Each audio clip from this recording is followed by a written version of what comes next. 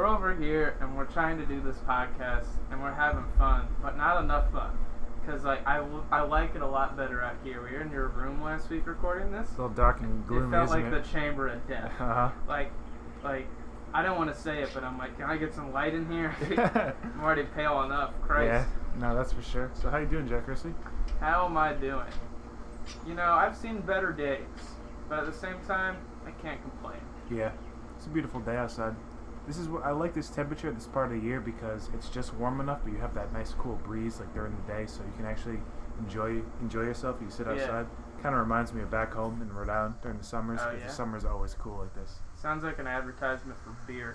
An advertisement for cigarettes or a beer or something, yeah. Drink Pall Mall. Wait, what?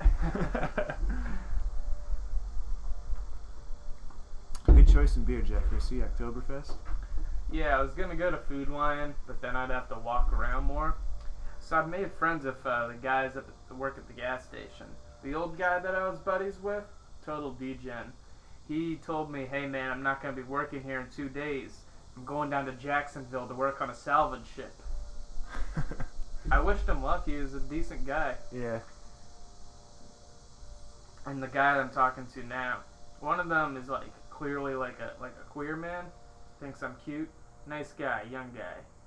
He looks like he's one of those types of dreads where it looks like a fucking eggplant on his head.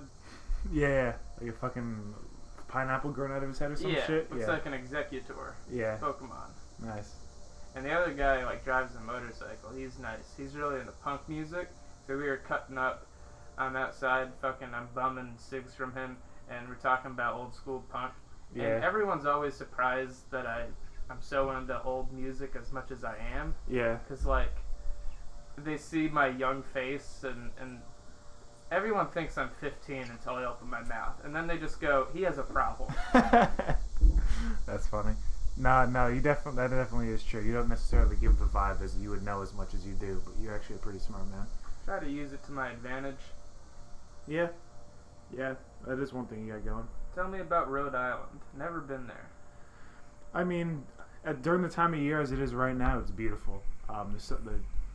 You really can't complain. It's a nice, cool breeze. It's also a beautiful day at the same time. During the rest of the year, it gets really dark and gloomy and gray. Yeah. Like, I remember last time I went there during the winter, and it's just gray. Like, if you go into the cities, like, it's just so depressing. When I imagine Rhode Island in the winter, I picture, like, when it snows in the south, like 2 inches. Yeah. Then it melts, but the only snow left is dirt-ass snow when you're on a interstate exit. Yeah. That's all Rhode Island. That's Rhode Island. Yeah, that's a good analogy. That's a good way to put it. I mean, I'd go there. It's a good place to visit, but I mean, like... You grew up there. Yeah. I mean, I wouldn't live in the city. I'm more of a suburb kind of guy. I like trees. I like woods. And, I mean, there's parts of that you can get in Rhode Island, but you just got to find the right places, But, I mean, it's kind of like that with North Carolina, because where we live right now, it's kind of like... There's infrastructure because they have like college and big business around, so they had to build all these like houses to meet that requirement. It's funny. The more you head outside of downtown Raleigh, on the other hand, downtown Charlotte, the infrastructure just falls apart. Yeah. It's pretty funny. Yeah. Because you can tell the city is invading the country. Yeah. And they're buying up all that fucking farmland, building houses, apartments for all the jobs in the city. You ever cruise in the middle of nowhere, kind of on the outskirts of town, and then you see like the most random development of townhomes, and you think to yourself, some fucker is paying $1,400 a month for this. Yeah. With their girlfriend that they don't like in the first place, and their dog. Because everyone needs a dog now. Isn't that the American dream, Jack? I'm over the American dream because I've never tried. And I don't want to, man. Yeah. Gotta go get a fucking house and a mortgage and debt. Debt is such an industry, man. Yeah. Everybody wants to sell you debt. And I don't want to be in debt. And if I get in debt, I'm going to flee to Thailand. I'm going to fuck some Asian bitch. There's some Asian bitch with a dick? Hey, he knows, all natural fibers over there. Uh-huh. Bangkok. People always associate that with Thailand. There's all those lady boys over there. Yeah. I'm cool with it. I don't really care. Yeah. I'm a freak. Dude, I fit right in. Whenever I go to the mountains of western North Carolina, like, I like that. Yeah. There's definitely like a vibe that like the western part of North Carolina has, especially like Asheville, Boone, in those mountains. It just has this heartwarming like I guess there's like more of like genuine people out there. You know what I mean? It's heartwarming and it's low key, but at the same time, you fuck up, you could get shot out there. Yeah. Or you could get seriously hurt if you don't know what you're doing in the wilderness. Yeah, not just the wilderness, but in like the cities and the towns out there. You know what I mean? Like a lot it's of just drug so addicts relaxed. in A Asheville. lot of like homeless, a lot of drug addicts. You been to downtown Asheville? Yeah, I have. It's actually very pretty, but there's some of the parts where it's just like, oh, you make that wrong turn. Who knows if you're coming back? Here's my Asheville story. First time I went there was late last year. Uh-huh. I was seeing Hannibal Buress. Good comic, pretty funny, known as the sidekick on the Eric Andre show. Yeah. I got a motel room for a few days, and I tried to go score some weed, but I didn't really try. I went to the head shop, and I'm like, I know this guy smokes weed, so I'm just going to ask him, hey man, just checking me out, can you sell me some weed? And he hesitated, like he was about to say yes, and he's like, nah. I look like a narc. Yeah. Not a good idea. Yeah. So instead of weed, I decided to try Kratom for the first time.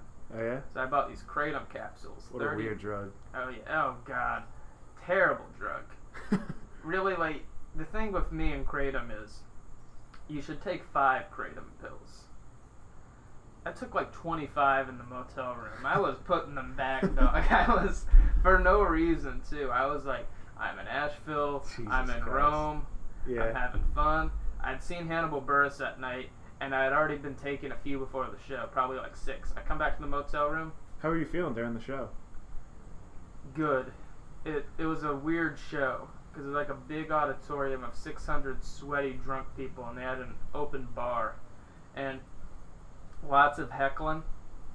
Honestly, disrespectful to Hannibal. Yeah. But I don't think Hannibal knew how to or wanted to wrangle the crowd. Yeah. So I'm in the hotel room. I'm off like 25 of these. After the 26, I go to the toilet and I just puke like shit, which is good, because if I kept that in me, it probably would have had a bad time. It would have hurt even more. Yeah. But I liked it, because it was like, I'm not high. I don't feel high at all. Yeah. It's the worst, Yeah. dude. It's a low level opioid, excuse me. I think it's like stimulant in low doses, like to a light degree. Uh-huh. High doses is depressant. So my parents, so fucking weird. I lived with my parents at the time, and my mom needed me to watch my grandma at the house, but I'm all the way like 4 hours away in Asheville. Yeah. And I'm like, you know what? I want to take another day at the motel room. This is fun. Yeah. Waste a little money. And she's like, no, you better come the fuck home right now and go watch her. Or blah, blah, blah, blah, blah, blah. And now I'm being threatened by my parents. And, Yeah. So I had to go home. And then my Kratom nightmare overdose.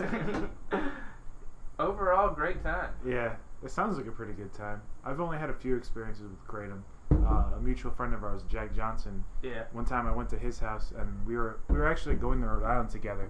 Oh yeah. Yeah, and it's actually cheaper to fly out of Charlotte than it is to Raleigh at the time. I'm not sure how it is now though. That makes sense in some way. Yeah, and so the flight's like a couple hours long, and he bought some Kratom. He bought like the extract, like the really like dark extract. Smokable? No. It's like a tonic, like a juice. It's like a vial, like probably an inch high and like 2 inches wide.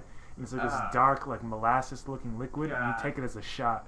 And it was probably, I don't know how much it was. Sounds disgusting.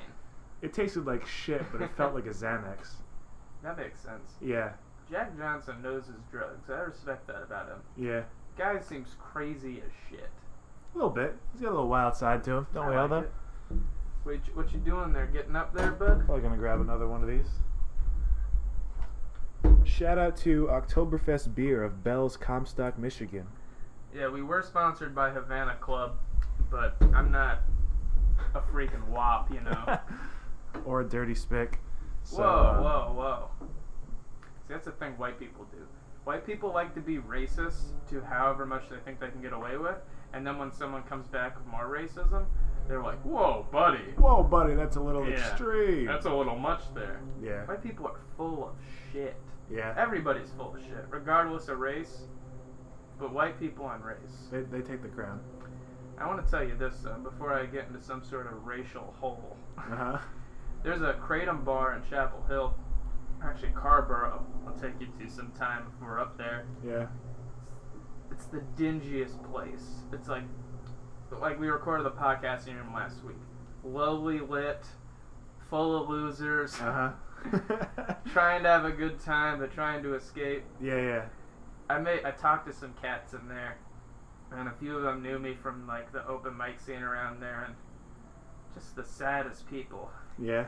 Yeah, because it's like, yeah, man, Kratom has been such a good thing for me. It's done so much for my life, and it's like you're walking into this place and you're drinking a bowl of shit-tasting soup. Uh-huh. And I had one, I'll admit it. I could barely afford it at the time. I had like $15 in my bank account. But I'm like, hey, When in Rome. When in the... Yeah. Yeah. You gotta go sometime, because it tastes... It's not bad. Yeah. Have you been to Carborough or Chapel Hill recently? No, not recently. Yeah, me neither. I want to know how it's been with all the all the riots and shit and all the like protests that are happening. I want to see what's going on there because that's a pretty like liberal town, I don't actually. You make a good point.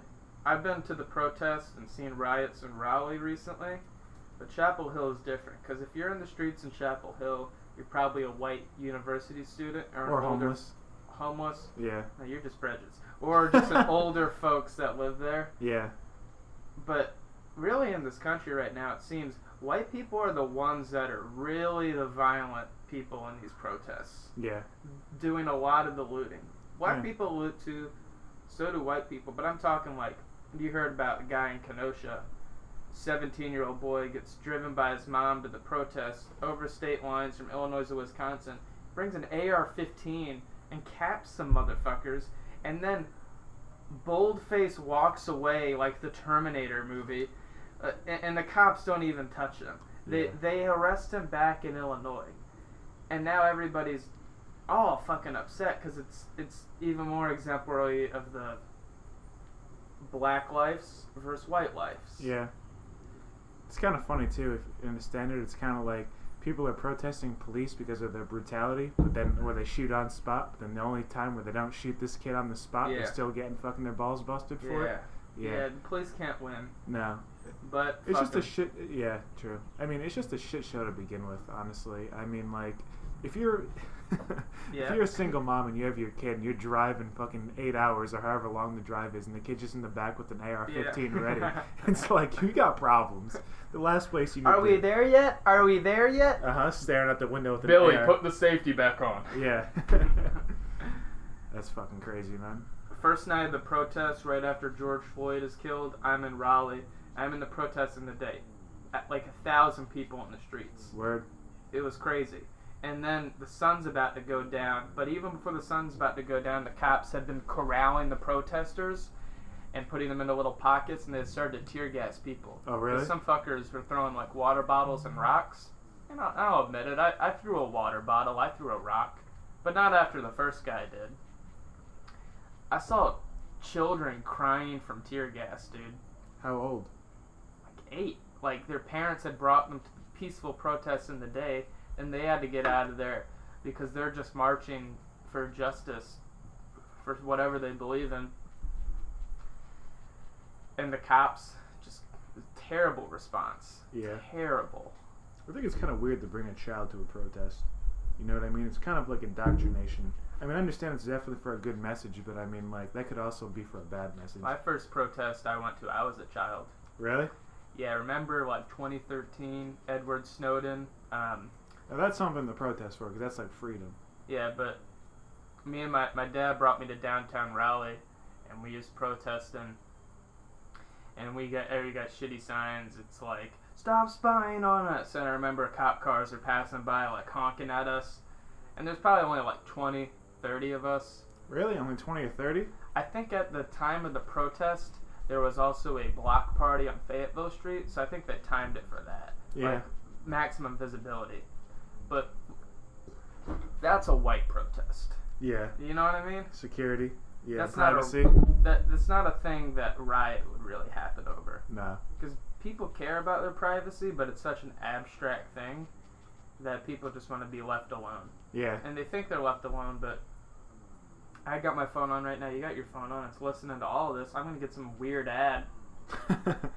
Like, hey, you want to buy a holster for your pistol? I don't even own a pistol. And then I feel like I got to get a pistol. Yeah. I get that in my head sometimes. Real bad at buying fast food. Like, sometimes I'll like, Instagram, YouTube, whatever, I'll get an ad and be like, delicious Burger King, go eat here. Yeah. And then all day in my head I'm like, Burger King, Burger King. Subliminal messaging, man. That's not subliminal, because I'm aware of it. Don't you think, though? No, yeah, I mean, that's true. I mean, it's just fucked that you'll get an email for Domino's Pizza right around dinner time, and you're like, well, I didn't have anything planned. I guess this might be a good idea. I just want to put that greasy breadstick down my fucking throat. Some garlic knots in my fucking fat mouth.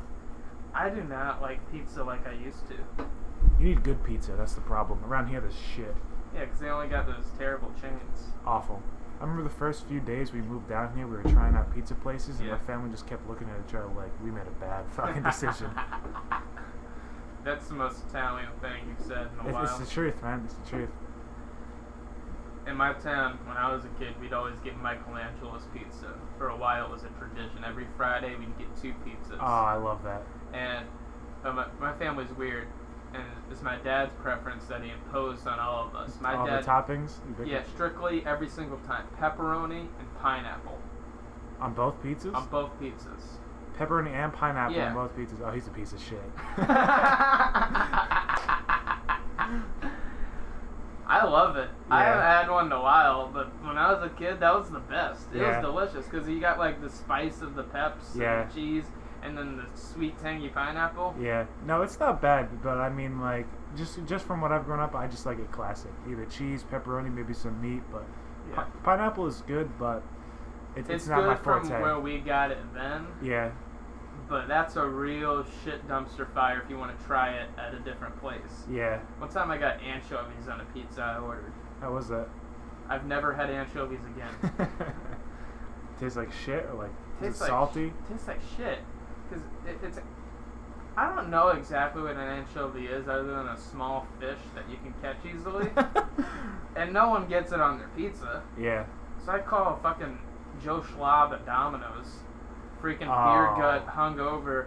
Hey man, let me get a cheese pizza with pepperonis, anchovies. He's like, yep. And I'm also high. Terrible, because you know they don't got that fresh. It's a Domino's. You ever... Look, the only time I want to be in a freezer at a Domino's, I never want to work there. If I'm there, I better be hanging from a fucking hook. Alright? Better be Frankie Carbone in the meat truck. Yeah. That's hilarious. They get it like Frankie Carbone. Man, anchovies is like a real Italian thing too. See, I've never had good anchovies. I believe it's good. I mean, it's such fucking murky waters, man. Like, I mean, it's a bottom feeder fish. There's no good quality anchovy. I mean, I can't talk shit. I haven't had it. I mean, I'm sure if the right place made it the right way, it's probably good. Maybe. I mean, I can't really talk shit, but like, it's just not my forte. But here's the thing. Like, we live in central North Carolina, and you gotta be careful with your seafood around here. You gotta know your spots, and you probably gotta get burned if you're really trying to find a spot. Yeah. I love seafood, but you should not go to Long John Silver's. Dude, I have yet to see a Long John Silver's. I actually looked this up a bit ago. So, there's only one Long John Silver's in the whole area of this state, and you know where it is? Durham? Nightdale. Oh, really? Next time we're visiting our pal Ryan in Nightdale, getting into whatever dirty shit we're doing. Yeah. That's where we're going. Just for the meme? I'll go there for the meme. I'll take the ride. See, I'm gonna fucking I respect that. You make me feel bad now that you said you'd only go for the meme. Because I'm a dirty fuck. Like, hey, Long John Silver's never tried this before. It's like walking to the restaurant, you see the sanitation, and he's like, oh, 85? That's not so bad. I've seen worse. Yeah. You can fucking, the type of greasy restaurants where you walk in and you can taste the grease in your mouth? It's in the air? Yeah, it's not even just the food, it's the workers. It's the bathroom.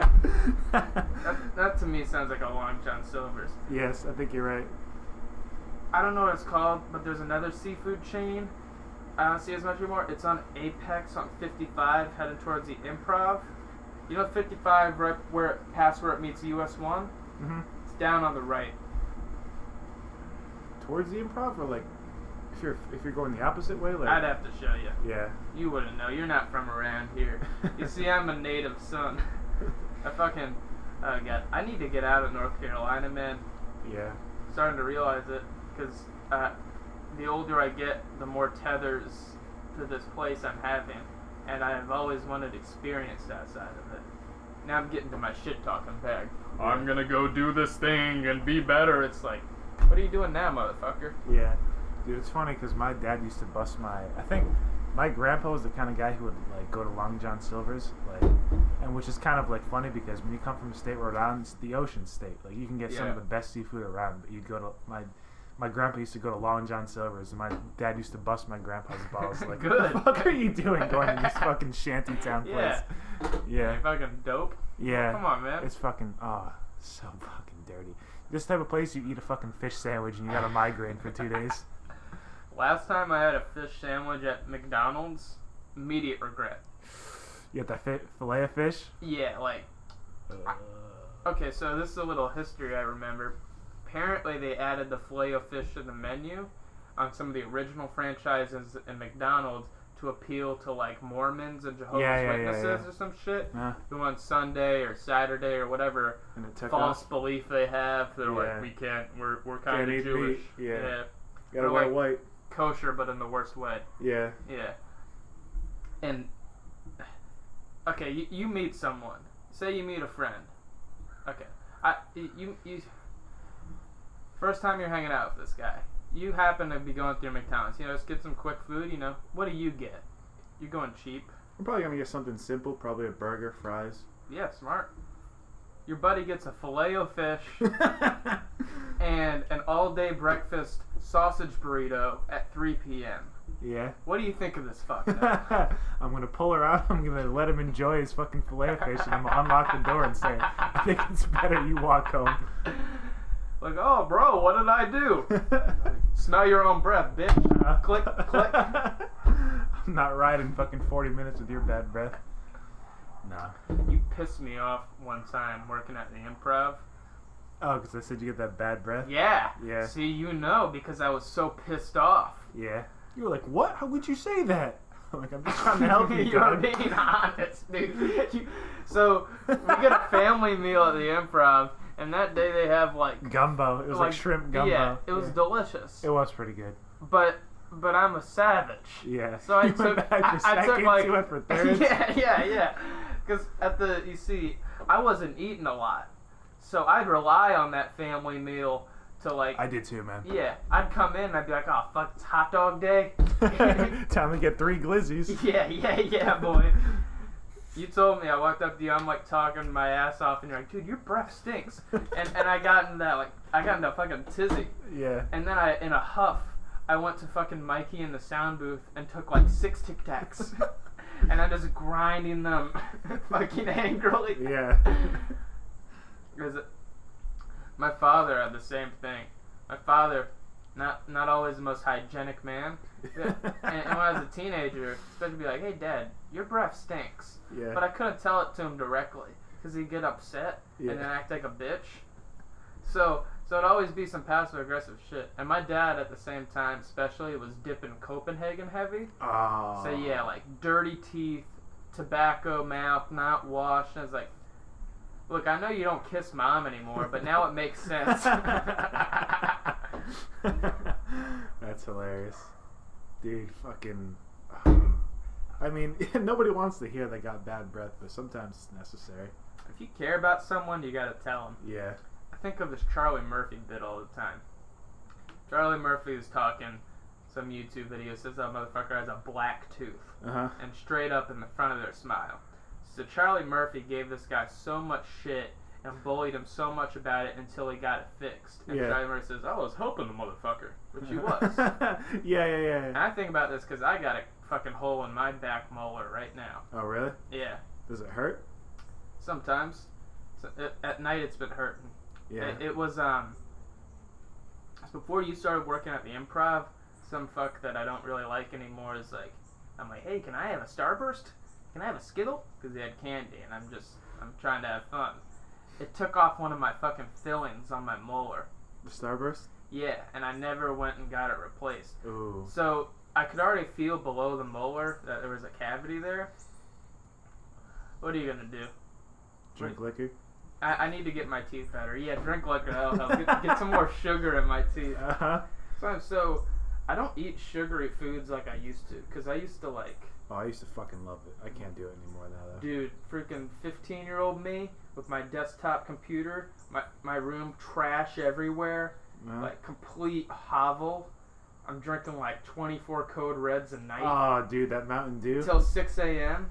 Until your mouth feels like a fucking sidewalk. You know? Yeah. Yeah, literally. Oh my god. You literally could not have said that better, dude. I used to fucking devour Mountain Dew and fucking Starburst. No, not Starburst. Sour Patch Kids in my mouth would feel like a fucking train wreck. Yeah. Sour Patch Kids. Oh, dude, those will fuck your mouth up, but they are good. That's to do with the whole teenager scene of young guy scene of trying to be cool by like, yeah, I barely have a tolerance for this shit that's terrible for me, but I'm gonna act like I'm good. Yeah. Like in the winter time, I took the bus stop to school every day, pretty much from 6th grade to 12th grade. And it was at the end of my block. So I'd always time it right at the last moment that I'd be making the bus. In the winter time, I would not wear enough clothes. But I was a kid that was like, I'm shivering. I'm cool, I don't need a jacket. Yeah, fucking thermal burns. Yeah. I'd take a shower, and I'd time it so fucking perfectly, and sometimes I'd have to run after the bus some days. Yeah. Especially in middle school. That my hair would be wet, and every day it'd be drying at the bus stop, because I had very long hair back then. Yeah. And one day I remember, wet-ass hair, cold-ass winter, it's like November. And the bus didn't come for so long. Your fucking hair froze? frost. Yeah, I got frost on my hair. Yeah. And I felt like a fucking moron. Yeah. But I couldn't tell anybody. Because I knew the smart kids knew. But we're all just middle schoolers at a bus stop. Like, we're just waiting to be abducted, you know? Yeah. Dude, in Rhode Island, when I was in middle school, I used to wait for the bus in the winter, and every morning I'd wake up and you immediately take a shower, you get dressed, maybe you eat, and then you put on your clothes and you go out to the bus stop. I would never eat. I usually never would either. It was rare if I did. But the bus stop used to come directly to my front door. Like if all I had to do was walk to my front door, walk like my front pathway, walk to the front, and then the bus would come pick me up. Yeah. I lived in a cul-de-sac where it went around. Oh yeah. And so if I took a shower and dude, in Rhode Island, they do not give a fuck. There could be 2 feet of snow on the ground. That bus is still coming, bitch. Yeah. Dude, there would be times where the road would be so fucking icy that when you would have to leave my neighborhood, you had to go up a hill, and the bus would literally get caught stuck halfway up the fucking hill. The driver slamming on the gas, and we're just stuck in the fucking middle of the road. Dude, yeah, and I would take the shower and I'd wait out there, and my hair would fucking freeze for like in 2 minutes tops. It'd be that fucking cold. That's the presence of death, dude. You grew up around that presence of, not only could I die freezing to death if the bus doesn't come, I might die when the bus does come and we go to school. Dude, if anybody was stuck behind that bus as we were going up there, they were fucking scared for their life. Because the bus was rolling down. It's rolling back, dude. I was like, dude, is anybody stuck behind this bus right now? They're so fucked. Because if fucking something breaks, we're going back. That brake's not going to work. Some of my best memories are in like 6th, 7th grade taking the bus to school. Yeah. Because my bus stop changed over time. When I was younger in my town, it's a suburb of Raleigh. But at the time it was much smaller. And it very quickly, the population grew. And a lot of people moved in from like other parts of the country to get a cheap house in a nice little town. Wait, so how old are you at this point? 13, 12. And you're in a suburb of Raleigh? Yeah, Holly Springs. Ah, okay. Got you.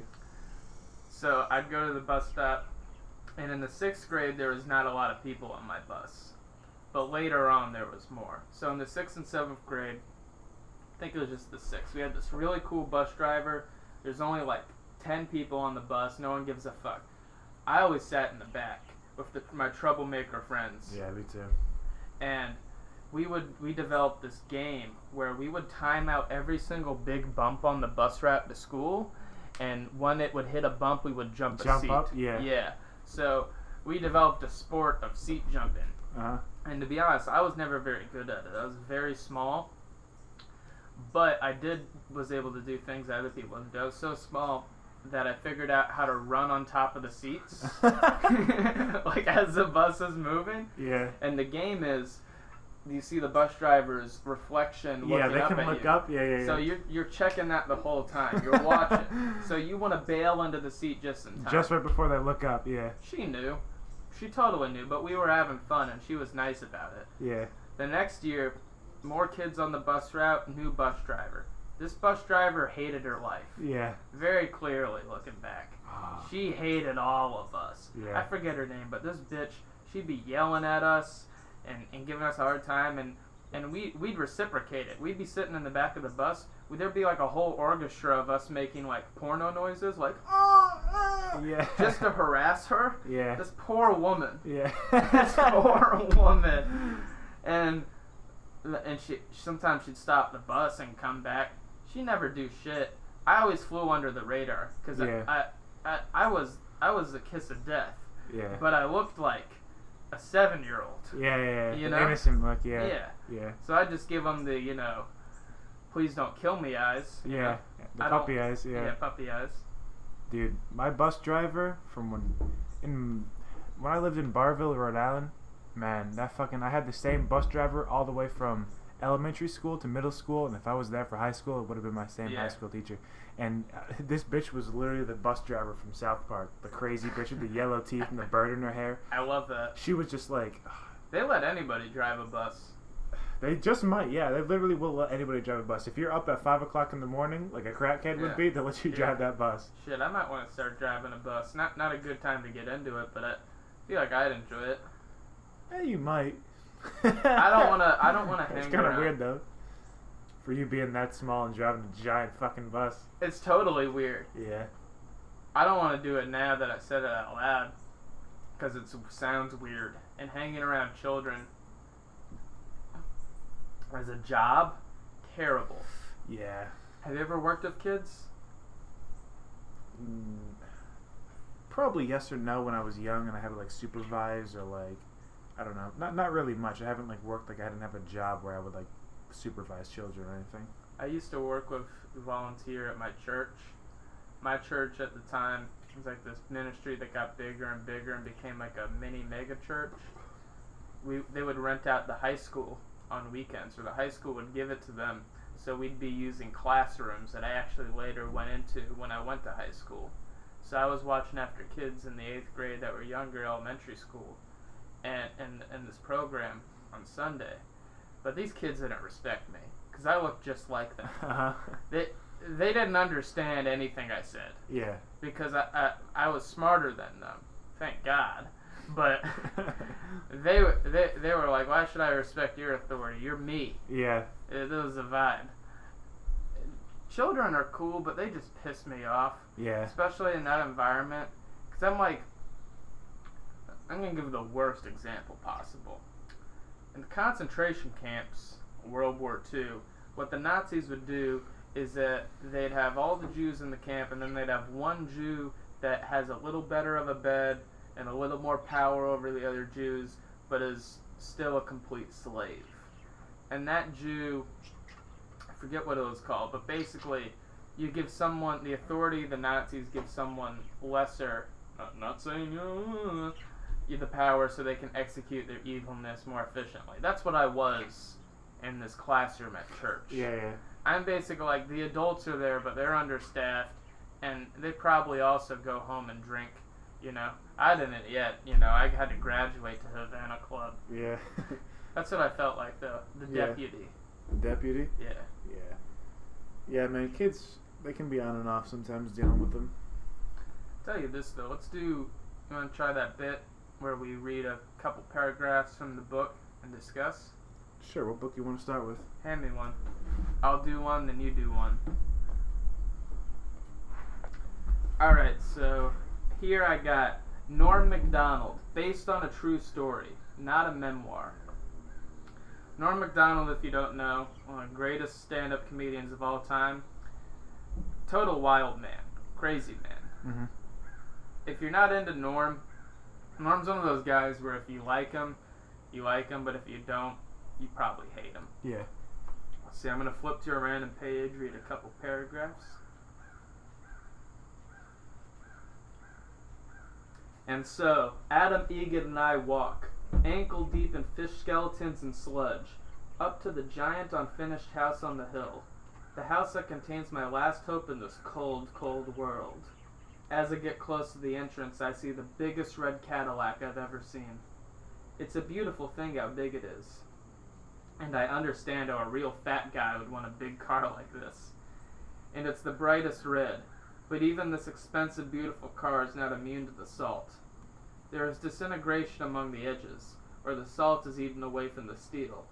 I hear a noise, and there stands a boy who must be about 10 years old, holding a big gun. "What are you here for?"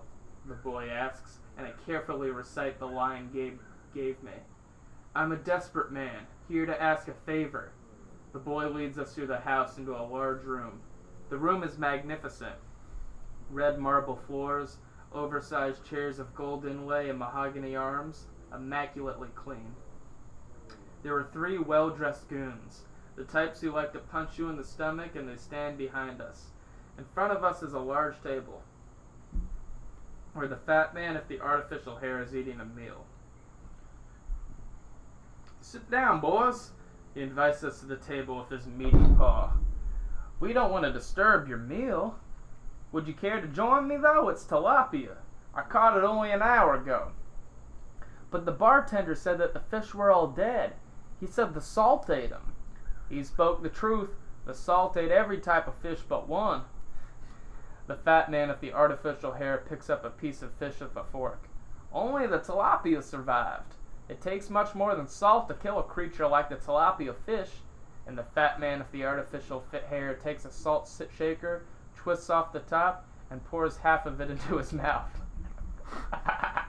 I can hear the salt crunching like glass between his teeth. I look around and notice there aren't any drinks on the table. And that was a couple paragraphs from Norm Macdonald based on a true story. Yeah. That's crazy. It's probably a true story, too. Probably not. Yeah, probably not. Thing about Norm... Very creative, though. What do you think about that? Very creative. Very imaginative. He's so good. The thing about Norm is, like... Norm is definitely a compulsive liar. Mm-hmm. But it's to such a point of commitment to jokes and bits that you can never tell when he's telling the truth. I mean, you can tell, I guess, if there's emotional sincerity there, but I think they approached him to write a like celebrity memoir. Yeah. And instead he wrote like a half-true novel about his life. Forward by Louis C.K. Really good forward too. What does that mean? Forward. Read some of it. It's a forward is just like a dedication to the author and the book, like a preface. Dostoevsky by way of 30 Rockefeller Center, the best new book I've read this year, Wall Street Journal. Can you rephrase that about Louis C.K., about being a forward? Forward is like a preface to a book. A forward is something that's written by someone who's not the author. And it has some remarks to say about the author or the book or the work being done. Oh, I got you. Wow. Big brain. Yeah, Louis C.K., for even being fucked up, he's pretty... Funny guy. There's a picture in this book where it's Chevy Chase, Bob Saget, there's fucking Norm Macdonald, and I think this guy in the back died. I forget his name. I think it was a cocaine Farley? overdose. No, it's not Farley. No, that's Artie Lang, dude. He's still alive. Is it really? That's Artie Lang. That is Artie Lang. Oh, shit. I heard Artie Lang relapsed. Really? When? Recently? Just on some Discord server last night. Word, really? You heard that last night? Yeah. Damn, man. I recently saw the Joe Rogan podcast he did with him. Artie Lang did with Joe Rogan. It's fucking hilarious.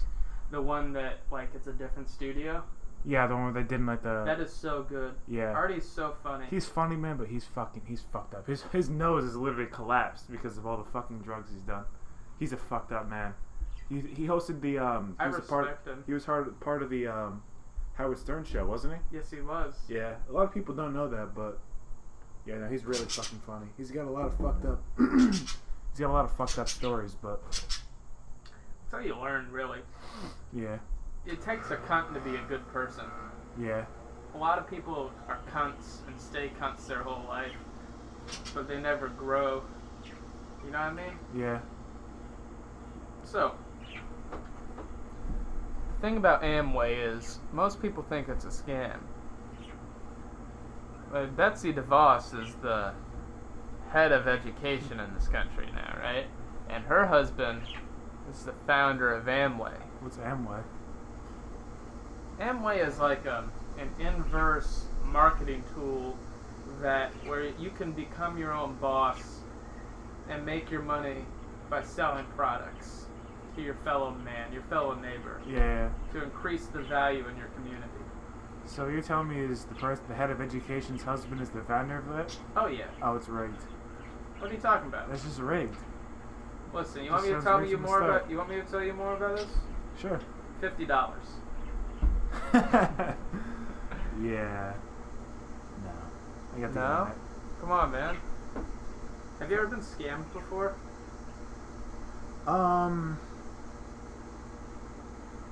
You'd have to be more specific on scams. I definitely know you're the one scamming folks.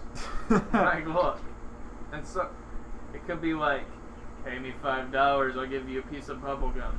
No. It could be... I can't remember if I've definitely been scammed in my life. I think I was just too young to remember. Actually, no, I might not have been. I mean, the only scamming I can remember that I've done was, this is when I was like 17 or 18. Yeah. Some girl that I worked with was like, hey, can I buy a 20 bag worth of weed? And I was like, sure thing. And I took like a half a gram of weed and I filled the rest up with basil. You piece of shit. And you know what the best part was? What? I gave it to her, she smoked it, and the next day she said, wow, that was some gas, can I get some more? Did you tell her more? No, I was just like, this bitch is so dumb. I was like, I can't keep doing this. She'll eventually find out. How old were you when you first smoked weed? The first time I did it, I didn't get high, but I was 12. The first time... I think I did get high, I just don't think I was too, like, mentally adept to understand what was happening. I don't think it was like a mind high, it was more of a body high. Because you're a kid. Yeah. I feel when you're that young, like a new experience that doesn't hurt, you just accept it. You don't really think about it. Yeah, I think that's what it was. I smoked first time I was 17. You got fucked up, didn't you? Yeah. I had this class with this girl. It was one of my speech classes. And I've known this girl from my church in the community, small town. She'd show up to class every day, senior year, high as shit. You could tell? Yeah, I could tell. And it was implied. It was a small class and we're all tight with each other. So one day, I'm talking to her and she's like, oh yeah, after school I'm going to go smoke weed. I'm like, hey, can I come? Just on a whim, total fly. So she takes me in her car that she had. She was really cute. I had a thing for her. At least I thought she was good looking and nice, but I was so nervous back then. Yeah. I couldn't do anything. We go to the woods, and there's like this little wooden platform in the woods that we're sitting on, and we're taking hits out of her gravity bong. Yeah, it was amazing. I took one hit, I coughed like hell, I hacked up lung. Yeah. And then I managed to take like half of a second hit, and she's like, Jack, you can slow down if you want to. Uh-huh. But you know me with drugs. Yeah. I like to go hard. You like to go hard, yeah. If I'm not going hard, I'm wasting it. That's true. So, after I became high as shit so quickly, and it felt amazing. And I'm so out of it that looking back, it was clearly annoying her that she now had to take care of me. She probably thought, oh, Jack's a cool guy. He's a weird guy. Yeah. I'm gonna smoke. Maybe something will happen. Now, she drove me back in her car, and I got her to drive me to the sushi restaurant at the front of my neighborhood. Is that where you worked? It was by the food line I worked at the time. Yeah. And I went into the sushi restaurant because I was just getting into eating sushi. I eat like 6 rolls of sushi. Baked as fuck. Yeah, baked as fuck. Paranoid as hell. Really? Like, people are walking up and down and around. Was it paranoid? Like, you didn't want them to know that you were high? Or was yeah. It, yeah. I don't want to know I was high. It was also like, I'm managing myself. I'm trying to keep it cool. Yeah. I'm sitting in a booth. Is she with you or no? No. Yeah. She just dropped me off. I basically, it was a dick move. I'm just like, oh, you smoked me up from my first time. Now I'm gonna go eat some sushi. Bye, bitch. Yeah. There's this lady behind me in the booth, and I'm facing the back, but I kept like looking back at her, like, is she looking at me? Does she know? That's hilarious. It was a really good night, and then I started smoking weed more and more, and then. Did you enjoy it though? I enjoy weed when I'm not smoking it like 3 or 4 times a week. Yeah. Now I enjoy it as an occasional thing. Smart. I wish I could get those like medical grade edibles that they have out in the West, because I like edibles, but edibles down here are just some piece of shit made with brownie batter. Made them in their mom's kitchen. And you eat it, and your whole mouth tastes like a nug. Yeah. And you feel like it feels like the Sahara Desert. Yeah. Man. What's up? Edibles are probably my favorite, though. Me too, man. They are my favorite. Pound to that. Pound to that. If you get a good one, man, if you do it at the right time, you'll wake up the next morning and you'll still, like, you won't be fucked up. It'll just be like your body's numb and you wake up and you just feel great. You wake up, you have that nice cup of coffee, maybe you smoke a cigarette with it, you feel on top of the world, man. I love that feeling. I always pushed hard with edibles. Most of my edible experiences. You pass out like a fucking baby, too. You're right. I remember taking edibles in my room while my parents are like asleep or about to go to sleep, just listening to music. And I'm like 17, so I'm just like, leave me alone, guys! Yeah. Lock the door. Dude, that's honestly some of the best days when I was probably 16 or 17. Yeah. And my parents were still together. And what would happen was, my dad's always been a big pothead. Like, I would go down, this is when I first got a job working, and so what would happen was, I would get off maybe around like 8, 9, 10 o'clock maybe, depending on how busy the night was. What's the gig then? Working at Rosati's. I was the cashier. Pizza spot, yeah. And so I'd work late, but I was still, during the summer I didn't have school, of course, and so what happened is I'd come home, but my parents would still work during the summer, you know? Yeah. And so they'd go to bed probably like 9, 10 o'clock, whatever, and I'd be up. Because I had just worked, what I would do is I'd stay up all night until the morning, pass out, wake up, just enough time to get ready for work and go to work. So my parents are in bed, and I'd sneak down to the garage, because where I lived in Morrisville at the time, inside the house there was a door you would open that lead to the garage, and that's where my dad had all of his equipment. He had wheat reefer bowls and shit. Did he know you were smoking it? He didn't. This is the best part. So he knew. No, he didn't. No, but I promise you, he didn't. He didn't. After a while, he knew. He didn't. I don't think he did. Maybe he did. But I would sneak in there, man. It'd be summer, like July, whatever, like 19th or whatever. It'd be like 9, 10 o'clock at night. He'd be asleep, and I'd be smoking a bowl. I'd get high off of one hit, and I'd just be feel fucking great, man. Yeah. Just so young, you have no responsibilities. You just get high, you eat a whole fucking frozen pizza to yourself. Yeah.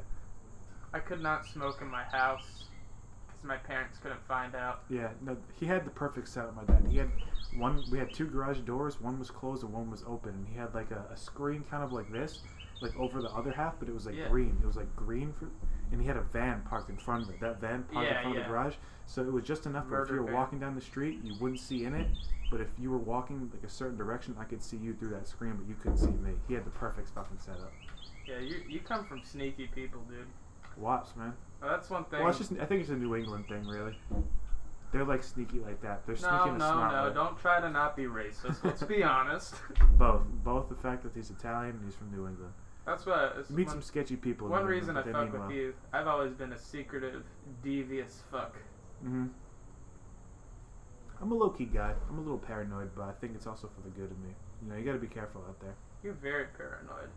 But Not really. Well, no, you're paranoid in the sense that I know how people operate and the things you have to look out for in this world, so it's just those small things you have to... Yes, but at the same time, you stay inside all of the time, and you assume that your experience up to now is enough to get you to some point. Yeah. which is false thinking. It's not necessarily paranoia. It's just I don't like people that much. I do and then I don't. You know what I mean? I respect that. Yeah. I mean, you need people. You can't not have people around you. Sure. Or you'll feel like shit. I think it's just weird for me because mentally I'm a New Englander, but I live down here and everybody in this neighborhood is like goody two-shoe. They work a 9 to 5. They go jogging. Hey, how you doing, neighbor? And I'm just like, get away from me. Yeah. You know what I mean? It's not the type of neighborhood where you'd find a pair of tennis shoes lying around, you know? No, this is the neighborhood you would. Just people have the garage door wide open and they would just like, nobody cares. Like, looking at your neighbor pulling up here today in the cul-de-sac. Dude has too many cars. What's he doing? Give me one of those. You're not driving that. It's $500. Come on, buddy. I wish. It's definitely a nice neighborhood. I love it because it's quiet. But the thing is, the people, my neighbors aren't like somebody I would invite over for dinner. You know what I mean? You'd like that though. Yeah, I like a nice neighborhood where I know the people in it. You know what I mean? You live in a good place if you want to make a good community of your neighbors. I'm not talking this neighborhood. I'm talking the South. Yeah. There are a lot of places in the South where if you just get yourself acquainted in town and you're a respectable individual and you live your life and you're quiet, people will fuck with you. Yeah. And I'm talking like Mary Lou and her husband that goes to church, and maybe, Frank works in his truck every day in the railroad tracks, driving steel. I'm not talking like Terrence the crackhead. Yeah. That was an actual guy I knew, Terrence the homeless crackhead. I worked with him at a restaurant in Sanford, North Carolina. The owner was a good man because he let Terrence sleep in there at night, because Terrence had nowhere else to sleep but the streets. I never knew where Terrence went, because Terrence would always show up at different points in town, and he'd always love to see me. He'd be like, Jack, man, hey, Jack, and give me a sweaty hug, and I'd be like, hey, Terrence. He is having some health problems at the end of it there, because he was a good man, but you could tell he was doing those street drugs. You think he's dead now? Good chance. Talked to my father sometime about him. Recently? Not recently. My dad introduced me to Terrence because my dad met Terrence hanging outside the local gas station, made buddies with him, determined that Terrence was a good guy, and then I'm with my dad at the gas station one day. He introduces me to Terrence the homeless man. Hey, Terrence, this is my son, Jack. Say hi, Jack. Yeah, I was unemployed at the time, not working for a while. So Terrence, I found out, was working at the sushi place about a block down. From your house or from the gas station? From the gas station, but walking distance from my house. Sweet. So I used Terrence.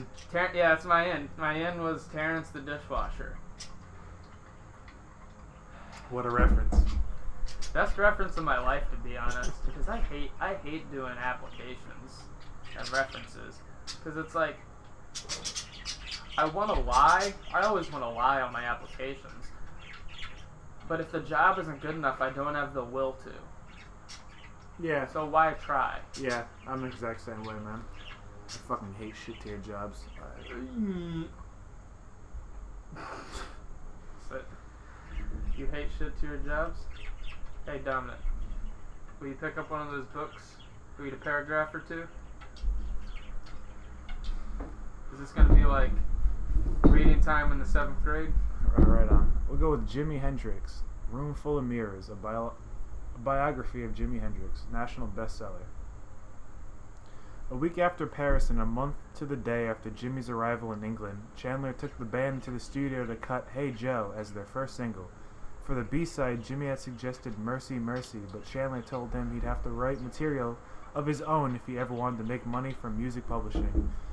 Though Jimmy still felt unsure of himself as a songwriter, with Chandler's encouragement, he sat down and wrote Stone Free in one evening, his first complete song. Chandler would later recall that he simply suggested Jimmy put down his feelings, and that was enough to help him in his nascent songwriting. The song was a rather simple construction with true-to-life lyrics about how Jimmy didn't want to be tied down by any one woman. Consequently, he was stone free to ride the breeze. Jimmy's first UK press mention came on October 29th, record Mirror. Chas Chandler has signed and brought to this country a 20-year-old Negro called Jim Sick Hendrix, who among other things plays the guitar with his teeth and is being hailed in some quarters as a main contender for the title of the next big thing. The first press report had given Jimmy's age wrong, described him as a Negro, misspelled his name, and remarked mostly on his gimmickry. Though the place was ever filled, the news item elated Jimmy. He cut the clipping out and saved it like a prized treasure in his wallet. As journalist Keith Altman observed, it seems ridiculous in retrospect, but the gimmicks were necessarily early on for publicity. You first have to grab the attention of the media before anyone will notice you. Jimmy revealed in showing off his arsenal of flashy moves. He liked the attention they brought, but quickly tired of having to perform them night after night on cue. The experience next traveled to Munich, Germany, where Jimmy had arranged a 4-night stand at the Big Apple Club. From Munich, Jimmy sent his father a postcard. Dear Dad, although I lost the address, I feel I must write this before I get too far away. We're in Munich now. We just left Paris, and Nancy, France. We're playing around London now. That's where I was staying these next few days. I have my own group, and we'll have a record one in about 2 months named Hey Joe for the Jimi Hendrix Experience. I hope you get this card. I'll write a decent letter. I think things are getting a little bit better. Wow. Beautiful. Yeah, it is. Hendrix is my guy. Yeah. Fucking came from nothing. Complete authenticity, complete uniqueness. Yeah. And superstardom. Yeah. People only really remember him for his superstardom. His life before his fame is kind of murky. It's like, they say Hendrix was a blues man. At least people that know he was do. I told you and your buddies on Discord about Robert Johnson one time. The itinerant blues man. Itinerant means when you travel around and aimlessly for work. Yeah. Hobo. Traveled around the South, played the blues, cut 29 records, wasn't even discovered really mainstream until the 60s when he influenced all those great rock and folk musicians and blues musicians. So like, Hendrix, same thing, but different time. Hendrix is born in Seattle in the early 40s. Has to join the military at 17 because he got caught joyriding in a car. It's like, join the military, go to jail, kid. Right. Stationed in the South. Gets discharged from the military essentially because he didn't want to be in the military. He just wanted to play music all the time. Starts gigging around the South in the Chitlin circuit. Starts touring with some of the best soul R&B acts of the time. Like Wilson Pickett, Little Richard, Sam Cooke, Isley Brothers. Hendrix then goes to New York, where he fucking struggles for a couple years. Then he gets discovered. He gets taken to England. Huge smash in England. 1 year later, taken back to the U.S.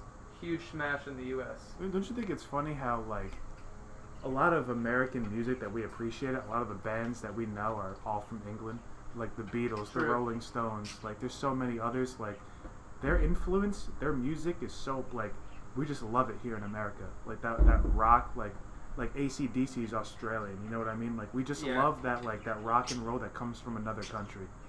Because they know how to hear it out and just take the best parts of it and present it. And the best thing is when they sing, they barely even sound like, they sound American, you know what I mean? Yeah, it's funny. Yeah, like, if you hear them speak, you can't even tell they're, like, from, like, England or British descent or something, but it's, like, the way they sing, it's, like, they're our neighbors, they're in America, but it's, like, they come from overseas, you know what I mean? Very smart. Yeah. Beatles are good. Beatles, I used to listen to their albums when I took LSD. How was that? I've actually never... I've heard songs that I hear on the radio from the Beatles, but I've never really been like I've listened to like a whole album of the Beatles, you know? They're good. I've listened to most of their albums. There's like the Beatles before 1965. Like the famous, they got the bowl cut and the suit. Yeah. And they're like, I wanna hold your hand. Then afterwards it's all like weed smoking, lyrics up to interpretation and weird sounding music, but still pop. Yeah. How is it, is what you asked me. Really good. But it's such a standard. The Beatles are such a standard of rock music. Did they set a standard at that time? Oh, yeah. Yeah. Oh, probably the biggest. Yeah. And so, like, I get tired of it. Yeah. It's good music. For the time, I can imagine it was fucking mind-boggling. Here's a story about Jimmy I remember, and it's in the book you just read some from. 1967, the Beatles released Sgt. Pepper's Lonely Hearts Club Band, which is like their like peak psychedelic album. Yeah. They're like dropping acid and making weird songs about monkeys. Fucking, you know the cover where they have all the faces on it and they're wearing the bright blue, red, green military uniforms? Actually, no. I I'll don't show know you if later. I see it. Yeah. You will know it when you see it, I believe. Hendrix, so they come out with that album, and Hendrix, like 3 days later, had just arrived in England, like not a year prior, and he's playing around all the clubs. At the time, all the rock royalty in England would come out to the clubs just to watch Hendrix play, because he was that good. Really? The Rolling Stones would show up, the Beatles would show up, the Who would show up, all the bands, Eric Clapton. So they show up to Hendrix's performance at the Saville Theater, I believe. The Beatles are in the audience. 3 days after the Beatles released this revolutionary album, Hendrix is already covering like the title track, Sgt. Pepper's Lonely Hearts Club Band, and he opens with it, "The Balls." Yeah. And he kills it. He kills it. Does he know they're in the audience? Oh yeah, he knows they're in the. Hendrix knows what he's doing. Yeah. He's a upstaging, scene-stealing, freaking maverick. Yeah. To me, that's a standard of performance and balls that I always strive to. Yeah. Hendrix has been a big influence on me and how I've approached performance. But I need to be myself and figure out how to do that the best. Because I find when a motherfucker goes up and does comedy or music performance, you can tell when they're trying really hard to be somebody else. And sometimes they do a good job at it. But when they do a good job at it, it's just acceptable. People that strive to be acceptable and middle of the road are boring. And I don't think there's much use for them moving forward, other than they might be able to make some money for someone else. Wow. It's pretty deep, but really true at the same time. I got a good one right there. Back 2 years ago, I'd say some shit like that, and I'd have more trouble holding still. I'd be like, now I need to smoke weed to get this down. Yeah. All stupid. Yeah, man. These birds have been a pain in my ass. It's okay. This is episode 3 of this podcast, and I'm committed to this. I enjoy it. It's a good way to get your thoughts out, good way to speak. Good practice. Good practice, a little bit of good therapy, you know. Yes, it is. Enjoy yourself. Try not to make it too therapeutic, you know? You go too therapeutic, it gets weird. You know, there's shit you shouldn't say to therapists. I don't know where I'm going with this bit. Don't tell the therapist you did a crime. Jesus, now I sound like I'm incriminating myself. For the nobody that's ever gonna hear this. Did you ever talk to a therapist before? One time. Yeah? I Did liked you have to it. pay for it, or was it free? My mom paid for it. How was it? It was good. Not the best therapist, but a great listener. And a wise man. Yeah? Just a wise older man. And I liked him because I could tell that he saw the beauty in me, and I hate these fucking birds. They're usually really quiet. I don't know why they're being all fucking rowdy. They just want attention. That's what birds do. Yeah. Even though if you go near them, they fucking run. It's just nice to have someone professionally listen to you. Yeah. So what would he, so like, you would just talk to him and he would listen, and that's basically it? I don't really want to talk about that. Okay. That's cool. I will tell you about this, though. So, recently, I started selling weed, right? Word. Yeah, word. I actually need some. Hook it up. Yeah, I got, totally not telling a lie. I bought a pound of weed, right? Okay. And now, I don't know if any cops are listening, but if you are, I drive a Honda Accord of scratch paint, and you're not going to smell it there because I got it rigged, but it's under the spare tire. Alright? Now, I don't like to incriminate myself like the next guy. Do you sell weed? No, not at all. Yeah, me neither. But if you want to find it, you're going to have to look, you're going to have to pop that trunk open. Probably going to have to look through some old magazines, like there's a Hustler in there, there's a Playboy, a Penthouse. Class. Yeah, there's a dirty towel. You're like, ooh, what's been jizzed on this? That's hilarious. So we're at an hour and 5 minutes so far. You want to keep going, or you want to go ahead and put a cork in it? What do you want to do? We can bullshit a little bit longer if you want. I don't really got much to say right now. Let's just try to bring it to an ending. Word. Ah, beautiful day. What do you want to do after the podcast, man? Go smoke a Newport 100. Let's go drive around a little. I'm not trying. I was here last week, and I was totally manic, dude. I was so manic. Because you're fucking starving. Oh, yeah, I was starving. Dude, and when we went to Sheets at 4 a.m., that food did not do it for me. Really? I felt like I ate a fucking octopus. It wasn't filling at all. It was cold. Yeah. Because I get the 2 chicken wraps at my Sheets sometimes, and they're like hot, warm, and the chicken's actually the size of your hand. Yeah, that dude didn't give a fuck. I don't blame him. It's a Sheets. I blame myself. Yeah. I shouldn't have. That was the only spot open at that time. We probably should have went and got something earlier, to be honest, but we just kept... I don't give a shit. Yeah. I had already been up for like a day by that time, and I'm still... What makes me laugh... It makes me laugh. 7 Arnold Palmer spiked down. Yeah, my energy is still going like hard, and you're crashing. Uh-huh. And I need sustenance. Yeah, you're crashing. Need sustenance. I need sustenance. I have less. I could just tell and see in your eyes. You're like, how is he still going? Yeah. What the? Dude, you were chain smoking those fucking Newports like they were fucking air filters. Felt good. Haven't smoked one of them since.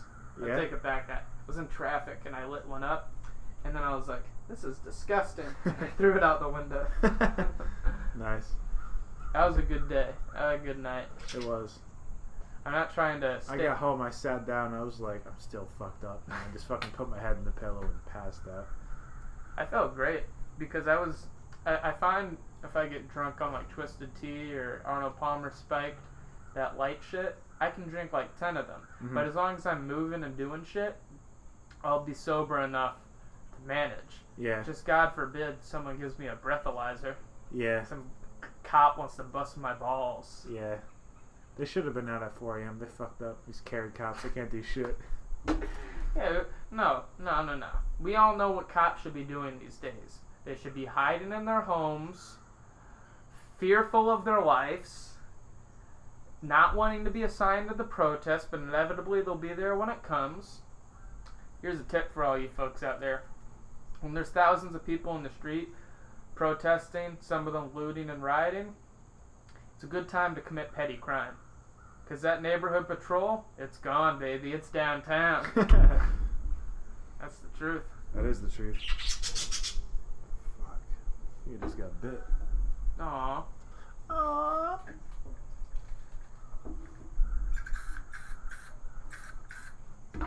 I don't trust that shit. Yeah, it'll probably take like 10 years off your life if you inhale it. You know, you put it on your skin. What do you mean? It's that pesticide shit. It's that Jake Monroe shit. Some Jake Monroe shit. Yeah, he's dead. He's gone.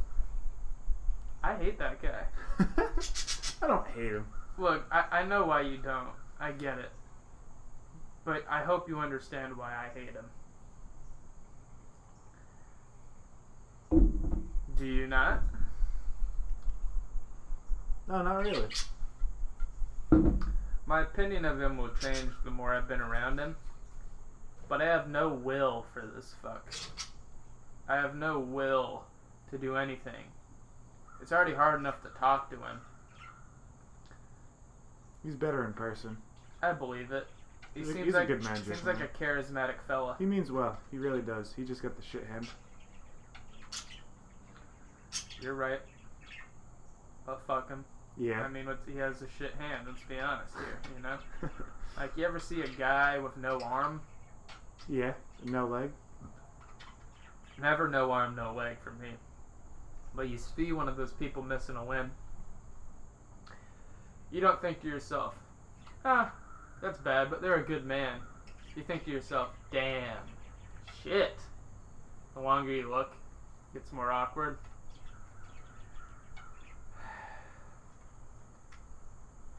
Alright, I said I wanted to find an ending. I really just wanted to keep talking. Will you hand me one of those books? Hand me that bottom boy.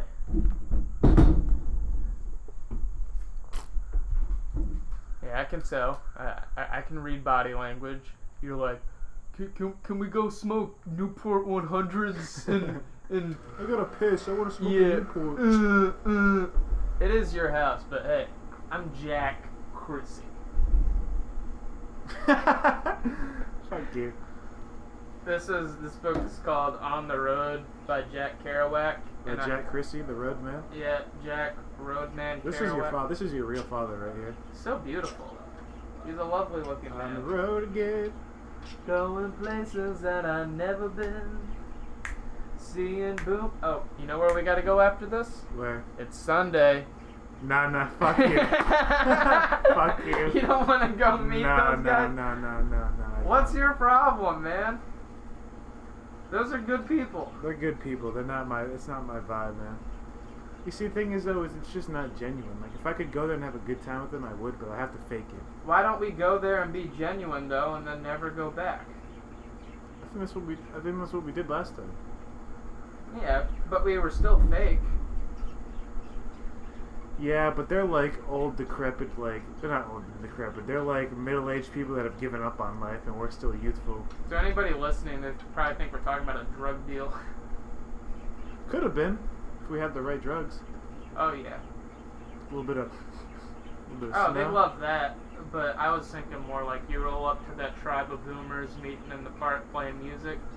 You're like, hey, I got 1.5 grams of mushrooms. And then they're all fucking salivating. Of the mouth? Yeah. Yeah, where else would he salivate? Alright, On the Road. Now it was time for the Western threesome to find new living quarters in Manhattan proper. Carlo had a pad on York Avenue. They were moving in that evening. We slept all day, Dean and I, and woke up to a great snowstorm ushering in New Year's Eve, 1948. Ed Dunkel was sitting in my easy chair, telling about the previous New Year's. I was in Chicago. I was broke. I was sitting at the window of my hotel room on North Clark Street, and the most delicious smell rose to my nostrils from the bakery downstairs. I didn't have a dime, but I went down and I talked to the girl. She gave me bread and coffee and cakes free. I went back to my room and ate them. I stayed in my room all night. In Farmington, Utah once, where I went to work with Ed Wall. You know Ed Wall, the rancher's son in Denver. I was in bed, and all of a sudden I saw my dead mother standing in the corner, said Ed Dunkel, nodding his head. Oh shit, fucked up. I was in my bed, and all of a sudden I saw my dead mother standing in the corner with light all around her. I said, "Mother!" She disappeared. I have visions all the time, said Ed Dunkel, nodding his head. What are you going to do about Goleta? Oh, we'll see. When we get to New Orleans, don't you think so, huh? He was starting to turn to me for advice. One Dean wasn't enough for him, but he was already in love with Goleta, pondering it. I'm going to flip to one more spot.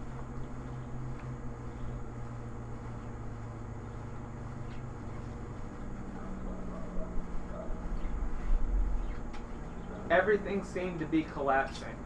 As we were going out to the car, Babe slipped and fell flat on her face. Poor girl was overwrought. Her brother and Tim and I helped her up. We got in the car. Major and Betty joined us. The sad ride to Denver began. Suddenly, we came down from the mountain and overlooked the great seaplain of Denver. Heat rose from an oven. We began to sing songs. I was itching to get on to San Francisco.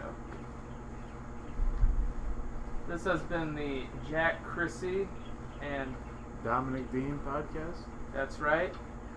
We're gonna keep figuring out what we're doing here and having fun. Hope you tune in next week.